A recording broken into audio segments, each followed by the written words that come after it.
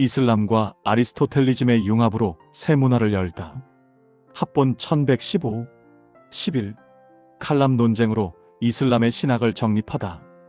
칼람 논쟁은 이슬람 신학이 단순한 신앙 고백의 차원을 넘어서서 정교일치와 신자의 생활 전반을 염두에 둔 체계적 논리 형식과 사유방식의 전통으로 성숙해가는 과정이라 할 수 있겠다.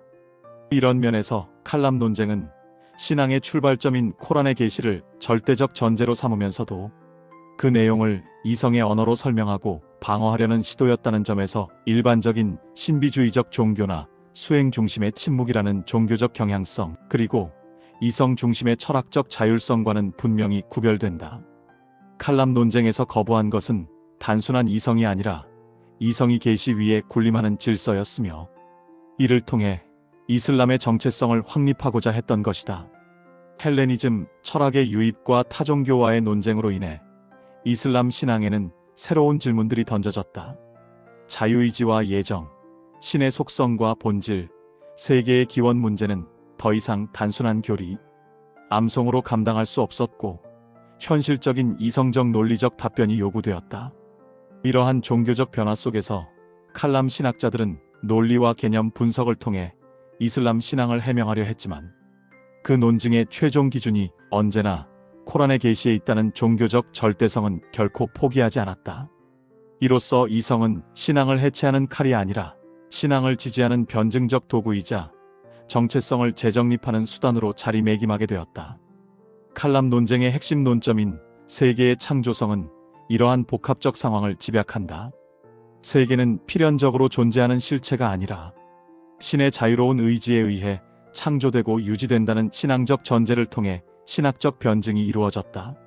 이를 설명하기 위해 발전한 원자론적 세계관은 인과관계를 자율적 법칙이 아닌 신의 지속적 작용으로 이해했다.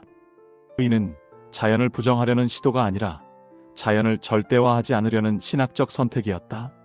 알가잘리는 이러한 이슬람 전통을 집약한 인물로 철학의 언어로 철학의 한계를 드러내며 이성과 계시의 위계를 명확히 재정립함으로써 신앙을 중심에 둔 지성의 질서를 확립하게 되었다. 12. 알가잘리, 철학을 꿰뚫고 철학적 논의를 멈추게 하다. 알가잘리는 이슬람 사상사에서 단순한 철학 비판자를 극복하고 철학의 중심부까지 도달한 뒤 그 한계를 선언한 사상가라 할 수 있다. 그는 외부에서 철학을 공격한 신학자가 아니었으며 젊은 시절 논리학과 형이상학을 비롯한 아리스토텔레스 철학을 매우 능숙하게 학습했기에 이븐 시나 혹은 아베로에스는 대표적인 이슬람 철학 전통을 누구보다 깊이 이해했다. 따라서 그의 비판은 무지에서 비롯된 거부가 아니라 충분한 이해를 한 후 내려진 이슬람 신학의 변호이자 사상적 결단의 결과라 할 수 있다. 이런 면에서 알가잘리의 문제의식은 분명했다. 철학은 신앙을 설명하는 도구로 머물러야 하는가, 아니면 신앙을 판단하는 기준이 되는가라는 물음에서 그는 후자의 가능성이 이슬람 신앙을 근본적으로 위협한다고 보았다. 특히 필연성과 인과율을 절대화한 아리스토텔레스적 형이상학은 신의 자유로운 창조와 절대, 주권을 제약하는 구조로 작동한다고 판단했다. 즉 신의 비인격성이다. 아리스토텔레스의 부동의 원동자는 세계를 사랑하지도 역사에 개입하지도 않는다. 이는 기도에 응답하고 인간과 관계를 맺는 인격적 신 이해와 양립하기 어렵다. 이러한 긴장 속에서 등장한 것이 칼람이다. 칼람은 철학을 거부하기 위한 사유가 아니라 철학이 넘지 말아야 할 경계선을 설정하려는 신앙의 자기 방어였다. 이성은 사용되었지만 결코 그 신앙의 자리를 대신하지는 못하도록 제한되었다. 칼람은 반지성의 산물이 아니라 불편한 철학 앞에서 신앙이 선택한 절제된 용기였다. 이 지점에서 이슬람 사유의 위대함과 비극은 동시에 시작된다. 한편 그의 급진적인 주장은 인과율 비판에 있었다. 불이 면화를 태운다는 것은 필연적 인과가 아니라 반복된 경험일 뿐이며 실제로 결과를 발생시키는 주체는 자연이 아니라 신이라는 주장이다. 그 결과 이슬람 세계에서 형이상학적 철학 탐구는 위축되고 법학과 신비주의가 중심으로 부상했다. 알가잘리는 신앙을 변호했지만 동시에 철학적 답변의 가능성을 제안함으로써 신앙과 이성 사이의 긴장을 사실상 종결시켰다고 평가할 수 있다.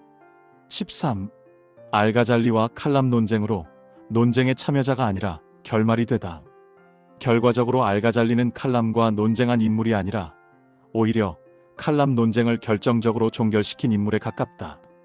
칼람의 본래 논쟁 상대는 이슬람 내부의 아리스토텔레스 철학자들이었고 그 핵심에는 이븐 시나로 대표되는 형이상학적 필연론이 자리하고 있었다. 문제는 철학이 점차 계시를 해석하는 도구를 넘어 계시를 판단하는 기준으로 작동하기 시작했다는 데 있었다. 칼람 논쟁의 핵심 쟁점은 명확했다. 세계는 창조되었는가? 아니면 영원한가? 자연의 인과는 필연적인가? 신은 보편만을 아는가? 개별까지 아는가?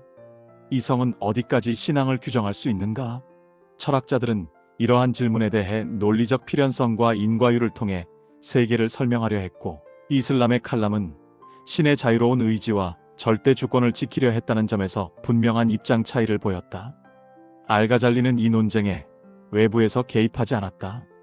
그는 철학을 깊이 이해한 내부자로서 철학의 언어와 논증 방식을 그대로 사용해 그 전제를 해체했다. 대표 저작인 철학자들의 모순에서 그는 철학 일반을 거부한 것이 아니라 형이상학적 주장들이 스스로의 기준으로도 증명되지 않음을 드러내고자 했다. 이러한 맥락에서 그의 가장 급진적인 논점은 인과율 비판이다. 자연과 인간 세계에서 일어나는 원인과 결과의 보편적 현상에 대해 그는 과학적이거나 분석적인 합리적 설명보다 알라 신의 절대적 주권을 강조했다.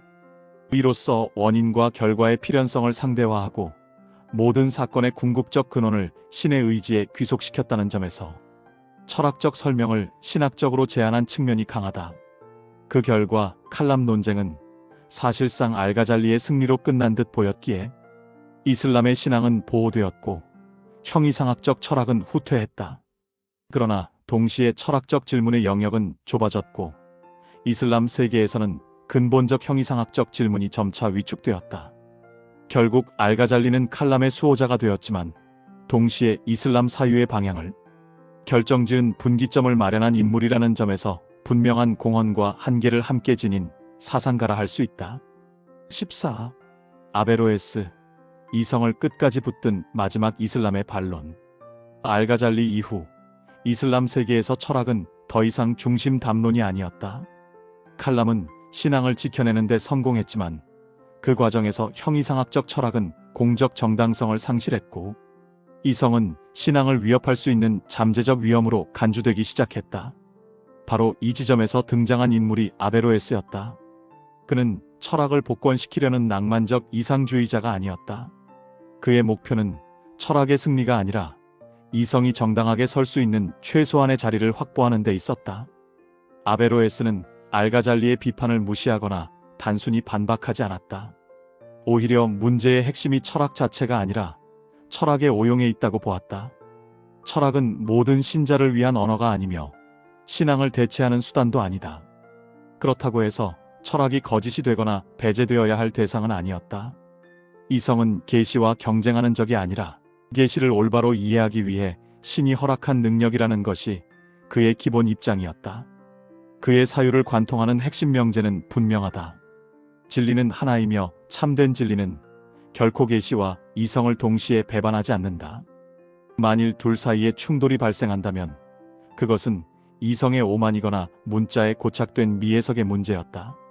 경전은 문자로 고정된 평면적 진리가 아니라 이해의 수준에 따라 더 깊이 읽혀야 할 신적 언어였기에 철학적 해석은 신앙의 파괴가 아니라 성숙한 이해의 방식이라는 것이다. 아베로에스는 아리스토텔레스를 신앙의 적으로 보지 않았다. 그는 아리스토텔레스를 통해 이성을 훈련하고 세계를 질서 있게 사유하는 법을 배우려 했다. 신은 이성을 초월한 분이지만 동시에 이성을 부여하신 분이기에 이성적 사유는 곧 신의 창조 질서를 탐구하는 행위가 될 수 있었다. 그러나 이 반론은 이슬람 세계에서 오래 지속되지 못했다. 정치적 안정과 종교적 통합을 우선시하던 시대 분위기 속에서 이성의 긴장은 불편한 것이 되었고 질문은 점차 침묵으로 대체되었다.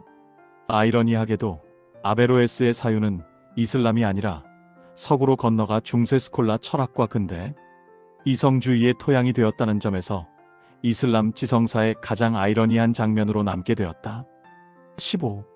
왜 아리스토텔레스는 유럽에서 다시 부활했을까? 이슬람 세계에서 칼람 논쟁은 신앙을 우선시함으로써 철학적 논점들이 점차 침묵의 영역으로 밀려나는 결과를 낳았다. 질문이 완전히 사라진 것은 아니었지만 그 질문을 공적으로 감당할 제도적 보장과 지성적 토론의 공간은 급격히 좁아질 수밖에 없었다. 결과적으로 이슬람의 신앙은 제도권 안에서 안정화되었다고 할 수 있지만 신앙과 철학적 물음 사이의 사유의 긴장은 부담스러운 것으로 인식되었다. 이러한 미묘한 긴장 관계 속에서 이슬람 세계에서 밀려난 아리스토텔레스의 철학적 사유 방식은 역설적으로 유럽으로 전해지며 다시 재발견되었다는 점은 참으로 아이러니한 사건이었다. 아리스토텔레스는 그리스에서 태어나 이슬람 세계에서 번역되고 해석되었으며 아베로에스의 주석을 통해 라틴 세계로 전달되었다. 중세 서구가 만난 것은 순수한 원전이 아니라 이미 이슬람 지성을 통과한 아리스토텔레스 철학의 산물이었다는 말이다.